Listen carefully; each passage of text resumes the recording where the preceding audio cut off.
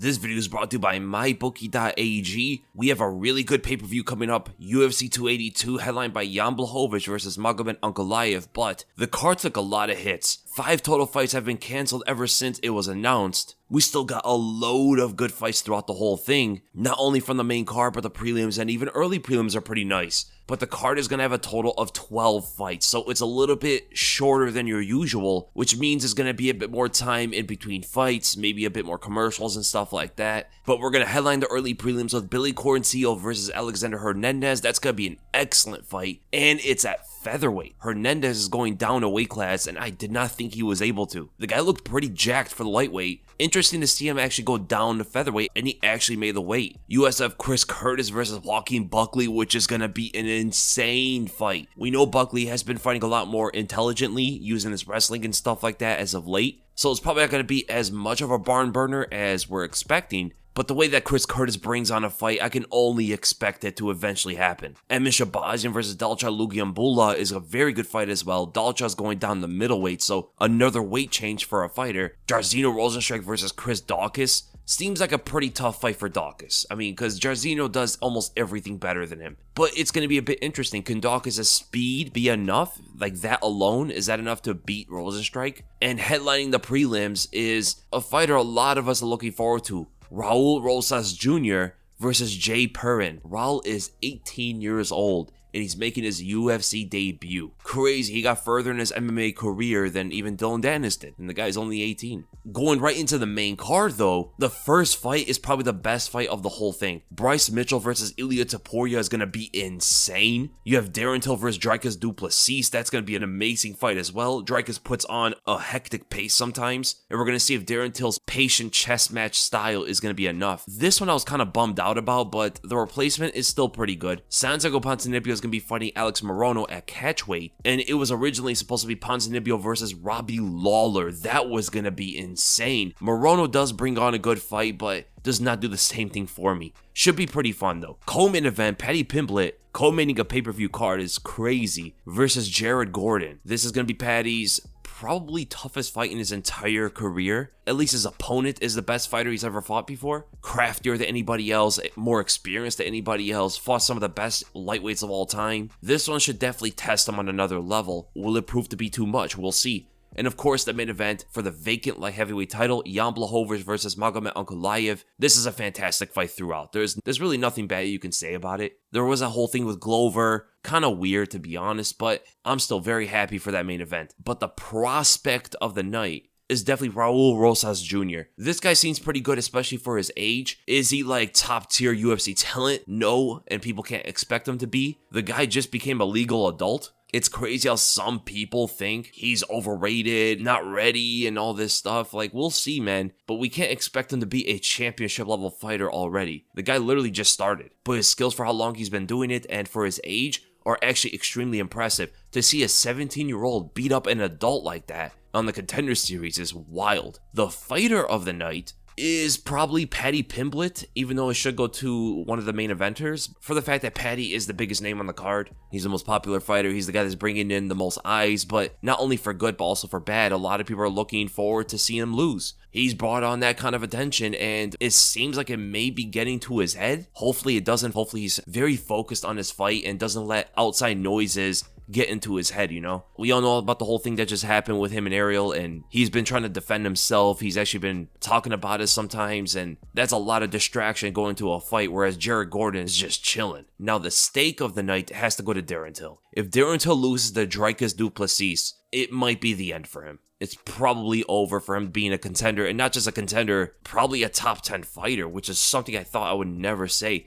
Darren Till was once a fighter that we thought could be a champion. The only fighter at middleweight that he has beaten was Kelvin Gastelum, and that was very, very close. So far, he's 1-3 in the middleweight division. So we'll see if he could do this against Dricus, but if he can't, that might be it for Darren Till, as sad as that is. But the banger of the night is 100% Chris Curtis versus Joaquin Buckley. That is the most wild fight on the whole card. Even as patient as Buckley's going to want to be, it's still going to be a lot more chaotic than any other fight in the card. But there is a chance that Emin Shabazian versus Dalcha Lugiambula could be more of a banger. The fight of the night is Bryce Mitchell versus Ilia Topuria. So it's crazy to think that not even the championship fight, not even the co-main event, but 2 fights lower on the card are your 2 best fights. For different reasons, of course, but Mitchell versus Topuria does for you a bit different than the other fights. Not only is it super explosive, 2 guys that are aggressive, 2 guys that try to go out there for the finish at all times, but extremely technical while they're doing it. Topuria is showing some of the best offensive boxing in the UFC. Bryce Mitchell is looking so impressive with his striking and looking like to be one of the better grapplers in the featherweight division. But he's going up against another grappler, so we're going to see how that goes.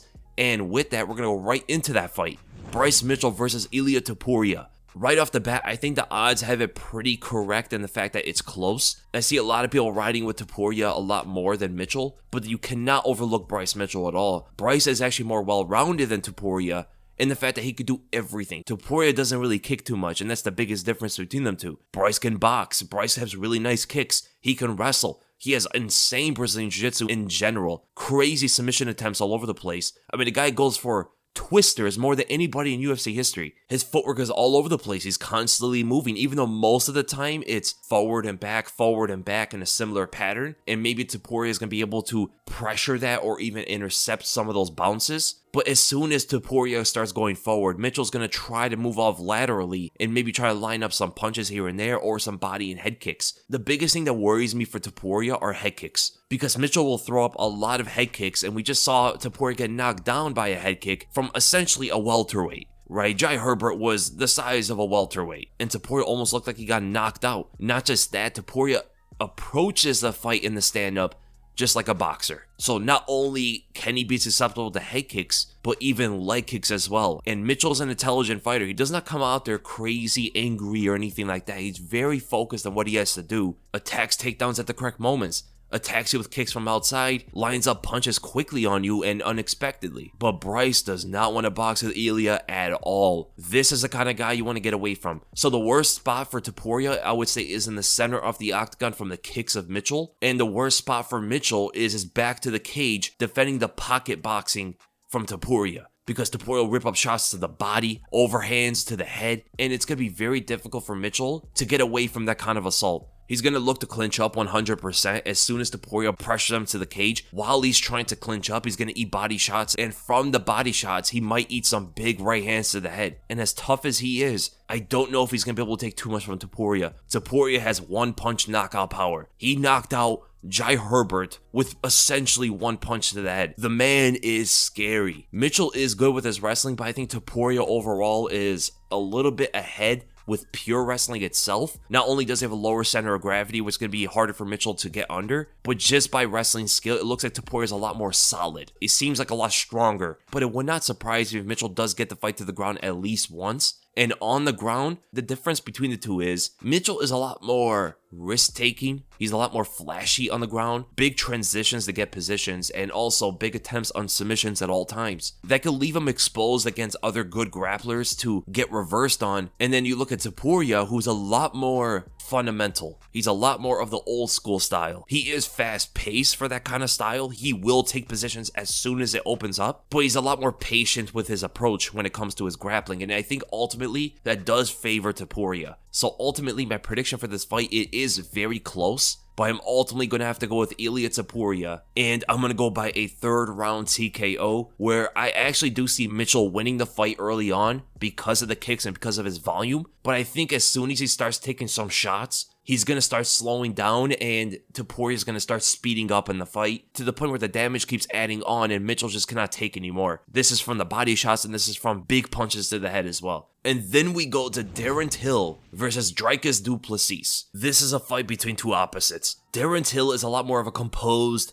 patient, technical striker picking out his openings in low volume, whereas Dricus is super awkward and very aggressive, very reckless actually, but unpredictable with what he does, so you oftentimes do see him losing the early parts of a fight. because of how wild and reckless he gets. He's blitzing down with no setups, and the opponents just usually catch and counter him in the middle of that. And that is something absolutely Darren Till can do. But then something happens along the road where Dricus starts finding openings on you. He starts catching you with these wild techniques later on as his timing starts to get better. And that's ultimately what hurts him in the beginning of fights. He doesn't have his timing down on you, but he's still attacking like he does, you know? And that gets him in a lot of trouble in fights. And we know Darren Till has a fantastic left hand, but he needs to use it like he used to in the welterweight division, countering almost a bit to how Conor McGregor used to do. It's something we've seen him do before. For an example, when he fought Bojan Velickovic or Nicholas Dalby, he showed fantastic left counters in those fights. I don't know what happened. As soon as he started fighting better fighters, he became a lot more complacent with his counters. He never wanted to take the risk. He became much more of a safe fighter in those after he beat Donald Cerrone. And if he doesn't go to those counters, Dricus is going to run him over because Dricus is a bigger man. He has one-punch knockout power and he has better wrestling. So if you allow Dricus to blitz you down and you're not countering and he gets in close on you, he's going to attempt a takedown.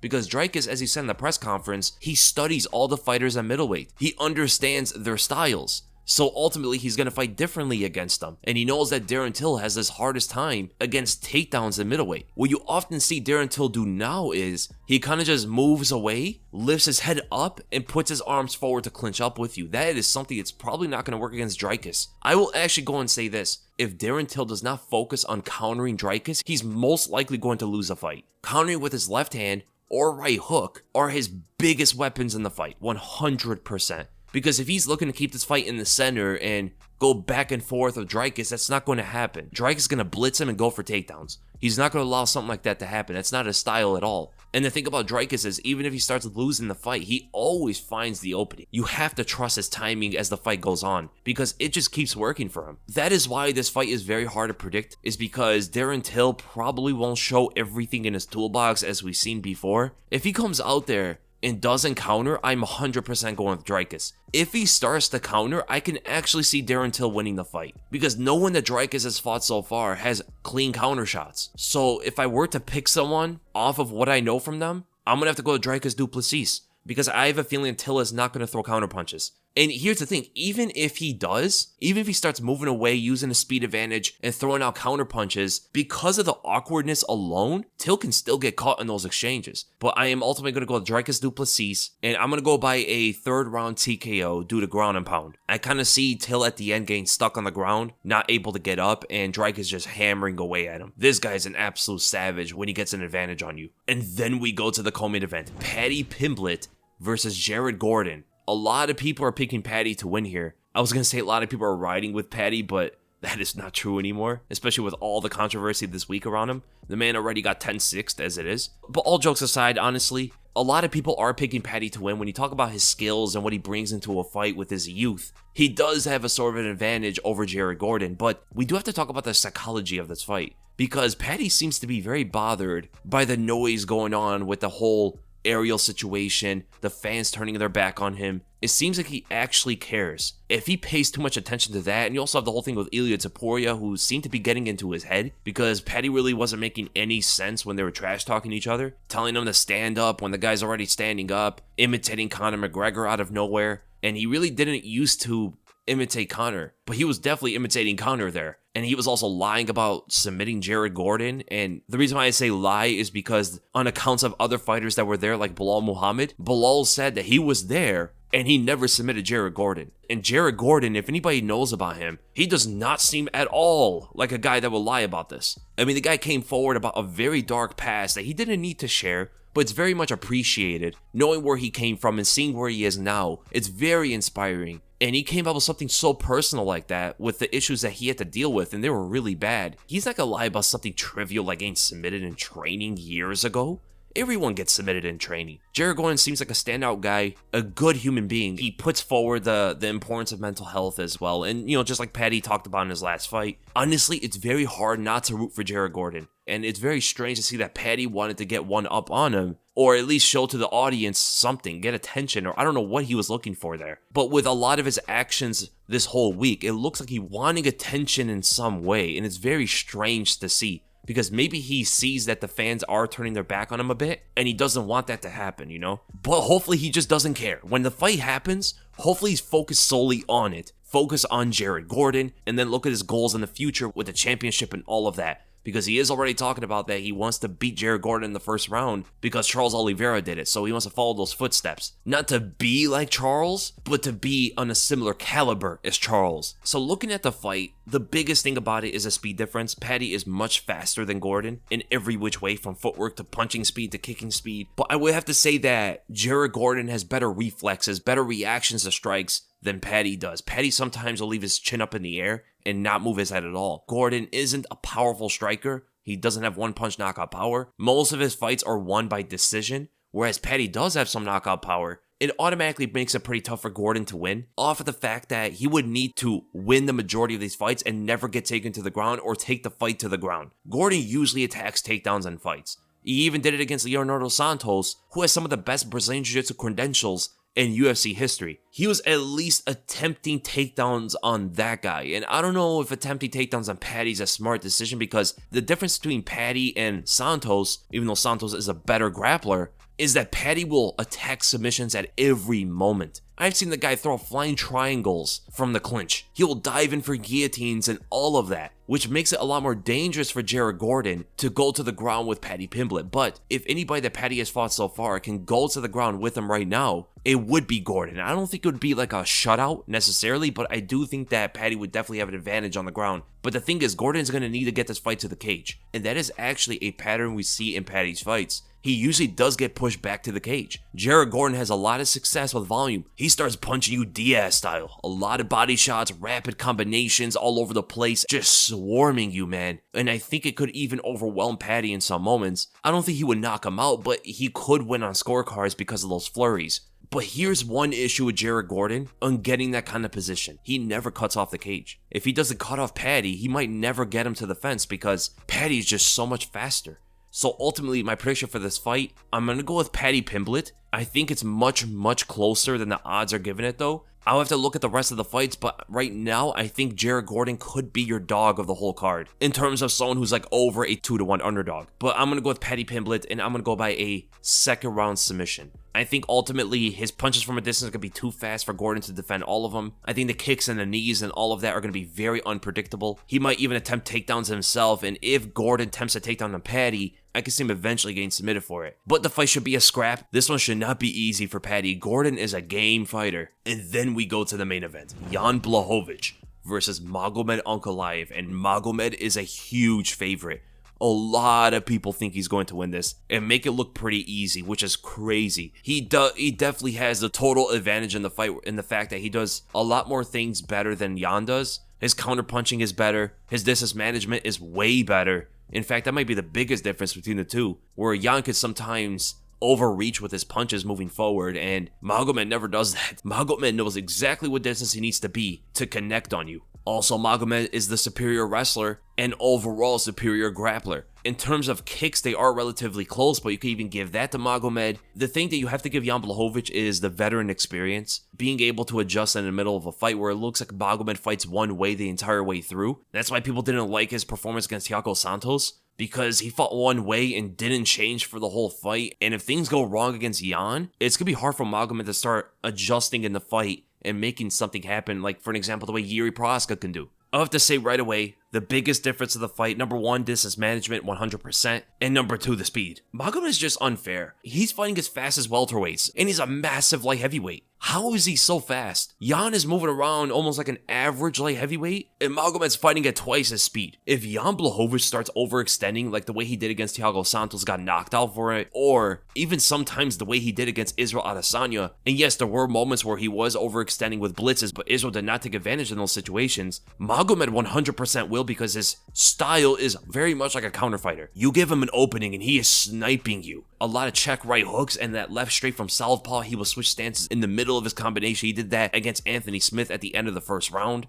And if you try to get away after throwing out your attack, he's going to head kick you on the exit. He is so dangerous to engage on, More dangerous than I've ever seen almost anybody in light heavyweight history since like Lyoto Machida. Combine that with his wrestling skill, just because of this alone, it's very hard to see Jan win the fight. But the thing is, Magomed cannot throw too many leg kicks, they're going to get checked. And ultimately, Jan is going to have to wait for Magomed to come forward. That's how you have to go up against these counter-strikers. You can't be the one leading. And yes, it might make it for a boring fight, but ultimately that's probably what he's going to have to do. I mean, he did it against Thiago Santos back in the day. Thiago Santos was waiting for Jan the whole fight to engage, and Jan wasn't doing it. It didn't make it too fun to watch, but as soon as he engaged, he eventually got TKO'd. With Magomed, it might be instant. As soon as Jan engages, he's going to get cracked and the fight might be over. I don't see Jan getting the fight to the ground, and he's going to have to really bank on that left hook. Inside of exchanges, I think making the fight too clean, too technical is going to favor Magomed. If he starts making the fight a lot more dirty, like getting into the clinch, somehow get in there, if he does, that's where his left hook is going to be alive, and that's where Magomed might be in some trouble. But the path to get to that position is so dangerous. It's like no man's land to get there. As soon as you show your chin, you're getting sniped. So ultimately, my prediction for this fight, I am going to go with Magomed Ankalaev, and I'm going to go by a second round TKO. I could even see a first. I think this fight is super dangerous for Jan's style. He definitely needs to find a way to get in pocket boxing range or even as far as the clinch. As you can see, I do agree with a lot of odds on the card, and it should be a great one for the books when you go to mybookie.ag, where they have the best lines in the business, and the odds seem to be moving just a little bit. I was expecting it to move more for the Paddy fight, but it actually didn't. It seems like people are pretty concrete on Paddy winning the fight, regardless of all the stuff going on, and I could kind of agree with that. The styles and the skills and all of that seem to be pretty much on Paddy's side, and honestly, the main event, Magomed winning the fight has such a high probability. There's no confusion with him being like a 3-1 favorite. Out of the entire main card, I would say that Darren Till might be your best underdog, or Alex Morono. Actually, Alex Morono at plus 155. Decent underdog, that's not bad. And Ponzinibbio, even though he's looking better fight after fight, it looks like he's gradually getting back to how he used to be. It should be a very good fight, but I wouldn't count out Alex Morono's chances, and Darren Till being a plus 160 about. Again, if he approaches the fight correctly, I can see him winning. But in terms of like favorites, Magomed is probably your lock. So here's the list I'll go down. I would say the best locks of the card are Jairzinho Rozenstruik and Magomed Ankalaev. Your best underdogs of the card, I would say, are Chris Curtis, Darren Till, Alex Morono, and I'll throw in Jared Gordon just for how big of an underdog he is, and I think he has a better chance than the odds are giving him. But if I were to pick a single underdog that would probably win, I would go with Chris Curtis. I'm actually kind of surprised he is an underdog against Joaquin Buckley. And with MyBookie, they always give you that first deposit bonus, man. For your first deposit, make sure to go to mybookie.ag to get that first deposit bonus. Well, they'll match up whatever you put in all the way up to $1,000. So if you want to put in like $10, they'll match up your 10. If you put in 50, they'll match your 50, all the way up to 1,000. All you have to do is use the promo code WEASEL, that's WEASLE, to take advantage of MyBookie's sign-up offer. Remember to visit mybookie.ag today, where you could definitely win big, and this card is a good one. I think the odds are pretty accurate here. And that's ultimately the end of the predictions, guys. I hope you guys enjoyed it, and if you did, make sure to give this a thumbs up, make sure to subscribe, and I'll see you guys in the next video.